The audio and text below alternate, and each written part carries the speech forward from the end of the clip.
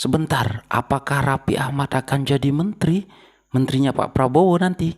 Coba kita dengar video ini, guys. Merupakan artis senior Indonesia yang rasanya kalian pasti sudah sering lihatnya di TV-TV. Nah, kehadiran Raffi Ahmad ini dalam pemenangan Prabowo Gibran bakal memprediksinya akan mendapatkan satu bangku di kementerian nih kayaknya. Dan yang paling masuk akal diduduki oleh Raffi Ahmad yaitu Menteri Pariwisata. Baik, hai, assalamualaikum warahmatullahi wabarakatuh. Apa kabar pada kalian semua? Saya harap kalian semua sehat-sehat selalu, murah rezeki, panjang umur, dan dijauhkan dari segala mara bahaya. Amin amin ya robbal alamin. Oke, baik guys, di video kali ini kita akan mereaction salah satu video ya. Di sini berjudul 10 prediksi Menteri Prabowo Gibran, Raffi dan Kaisang jadi menteri. Wow. Apakah benar Raffi dan Kaisang akan jadi menteri? Ya. Oke, video ini kita ambil daripada Republika Mahasiswa. Jangan lupa di subscribe ya guys. Nah, tanpa berlama-lama kita tonton video ini sambil kita berkomentar ya guys.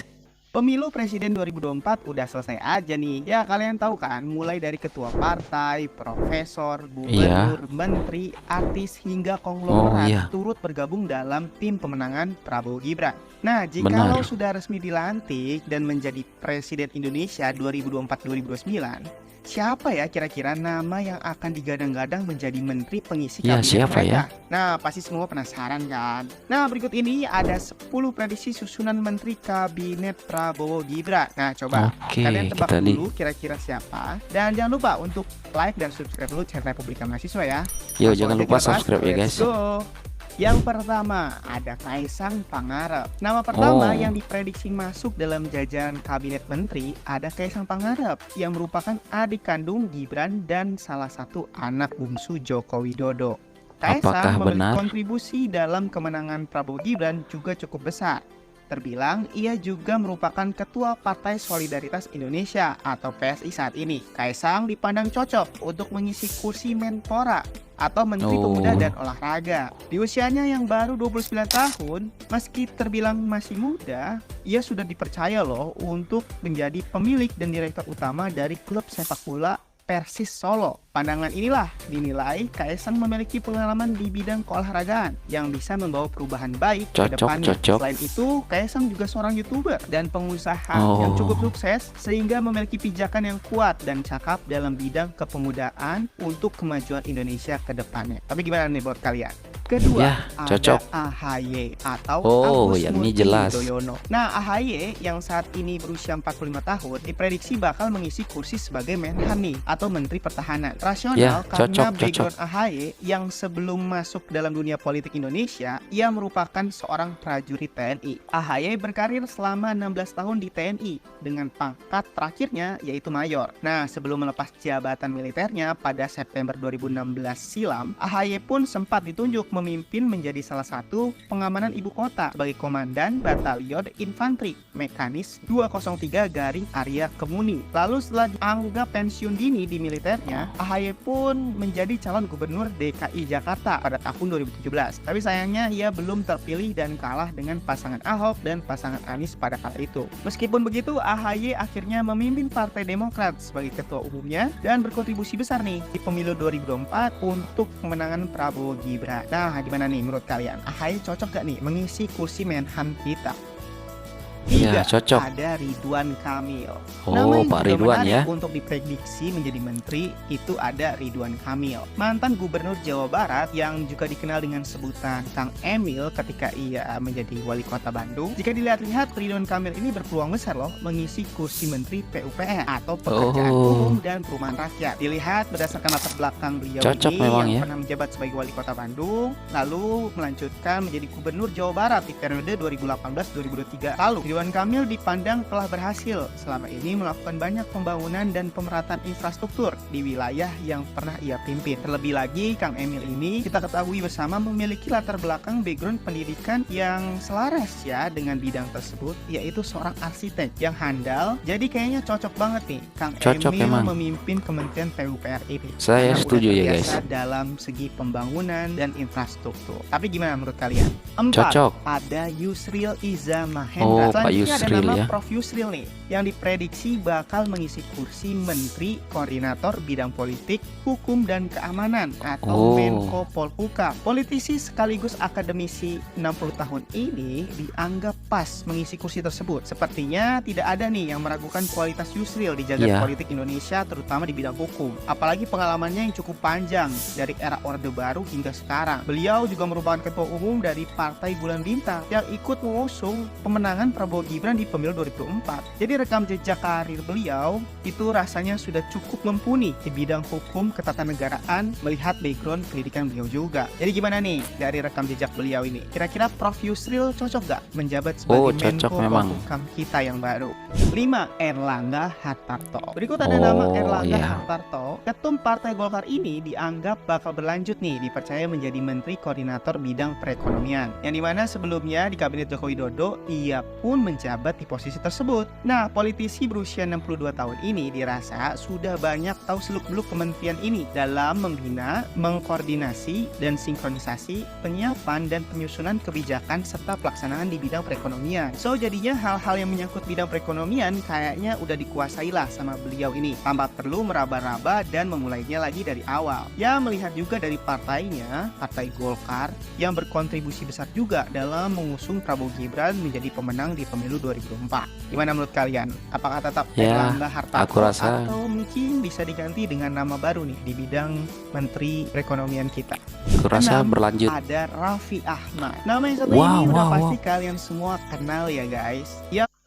Sebentar, apakah Raffi Ahmad akan jadi menteri? Menterinya Pak Prabowo nanti. Coba kita dengar video ini guys. Merupakan artis senior Indonesia yang rasanya kalian pasti sudah sering lihatnya di TV-TV. Nah, kehadiran Raffi Ahmad ini dalam pemenangan Prabowo Gibran bakal memprediksinya akan mendapatkan satu bangku di kementerian nih kayaknya. Dan yang paling masuk akal diduduki oleh Raffi Ahmad yaitu Menteri Pariwisata dan Ekonomi Kreatif, yang dipandang Raffi cukup cakap untuk menduduki posisi tersebut karena backgroundnya yang dimana sudah berkecimpung di dunia kreatif dan latar belakangnya sebagai pengusaha. Nah, cocok lah menurut saya ya kalau jadi menteri menggantikan Pak Sandiaga Uno ya kan. Mantap Pak Raffi Ahmad ya. Kita lanjut guys. Stop 36 tahun ini memiliki gurita usaha, salah satunya bernama Rans Entertainment. Karena inilah juga Raffi dianggap akan tahu nih dan cakap dalam mengeksekusi untuk peningkatan pariwisata dan ekonomi kreatif di Indonesia. Ya. Tapi gimana nih menurut kalian? Kira-kira Raffi cukup pas gak menduduki posisi kementerian ini? 7. Zulkifli Hasan. Selanjutnya ada nama Zulkifli Hasan yang saat ini menjabat sebagai Menteri Perdagangan di era Presiden Joko Widodo dan juga merupakan Ketua Umum Partai PAN yang musiknya viral itu loh. Pan. Nah, Zulkifli Hasan ini diprediksi akan menjabat kembali sebagai Menteri Perdagangan di Kabinet Prabowo Gibran 2024-2029. Sebagaimana kita tahu, beliau pastinya sudah cakap dan mengenal seluk-beluk kementerian tersebut tanpa harus mulai dari awal karena itu jabatan ia sebelumnya. Nah, seperti yang kita ketahui, Partai PAN juga di bawah Zulkifli Hasan menjadi salah satu partai yang berkontribusi besar dalam pemenangan Capres 02 atau Prabowo Gibran ini. Tentu aja ya, jika Prabowo Gibran menang akan berkaitan dengan perdagangan bakal kembali dipercayakan ke Zulkifli Hasan. Jadi besar kemungkinan politisi 61 tahun ini akan bakal berlanjut mengisi slot kementerian yang sama. Nah, tapi kalau menurut prediksi kalian kira-kira gimana guys? Apakah tetap di posisi yang sama atau ada nama baru? 8. Grace Natali. Mantan ketua pertama Partai Solidaritas Indonesia ini diprediksi bakal mengisi slot Menteri Pemberdayaan Perempuan dan Pelindungan Anak nih, yang dimana ia dipandang cocok untuk mengisi kursi tersebut. Politisi 41 tahun ini dinilai mampu mengemban tugas di kementerian ini. Alasannya karena sebagai perempuan dan mantan ketua partai, ia telah berpengalaman dalam memberdayakan perempuan, serta ia pun sering memperjuangkan isu perlindungan anak dan bakal menjadi representasi kesetaraan gender di masa depan. Gimana nih menurut kalian? Sepakat gak nih sama Mimin? Ya, atau boleh, ada nama lain yang cocok di Menteri Jadi anak muda bermain ya. Coba komen. 9. Ikut ada Hasim berkecimpung di kementerian. Selanjutnya adiknya. Hasim Joyo Hadikusumo yang diprediksi bakal menjadi Menteri Keuangan Kabinet Prabowo Gibran. Adik kandung Prabowo ini pada tahun 2020 oleh Majalah Forbes menempatkannya pada posisi ke-40 sebagai orang paling kaya di Indonesia. Tentu aja, Wow. itu semua karena keahlian beliau memiliki sudah banyak pengalaman berkecimpung di dunia bisnis dan usaha sejak lama. Dan bisa dibilang, beliau seorang pengusaha senior di Indonesia. Sehingga ia dianggap mengerti tentang tata kelola keuangan negara, penganggaran, resiko keuangan negara, dan berbagai hal kompleks soal keuangan lainnya yang sekiranya bisa ia jalankan berdasarkan pengalamannya di lapangan sebagai pengusaha kakap di Indonesia. Nah, menurut kalian gimana? Cocok gak nih beliau Wow. menggantikan Ibu Sri Mulyani? 10. Nanti Ada takutnya banyak Khofifah komen-komen negatif Indar ya. Parawansa. Oh. Sebelum terpilih menjadi Gubernur Jawa Timur pada tahun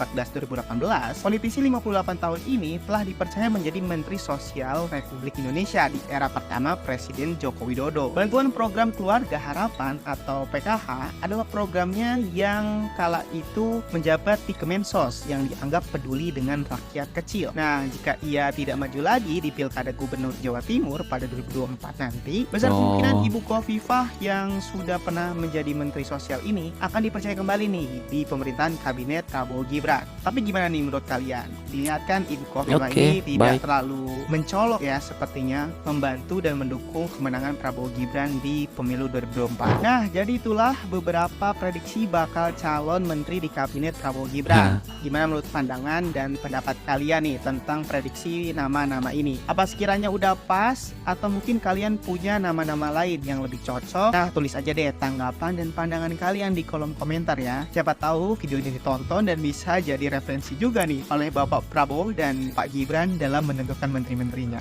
Hehehe. So, mungkin segitu aja video kali ini. Like video ini kalau suka, dislike aja kalau nggak suka, dan sampai ketemu lagi di video-video selanjutnya. Bye-bye. Baik guys, ya kalau kita lihat kalau jadi nih Pak Raffi Ahmad jadi menterinya Pak Prabowo, ya wah semakin keren ya. Karena apa?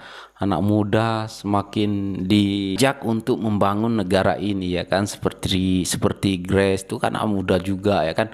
Tapi kalau kita dengar Pak Prabowo juga apa waktu kemarin itu ya ingin tidak tua tidak muda asalkan ada pengalaman ya pasti akan diangkat jadi menterinya Pak Prabowo.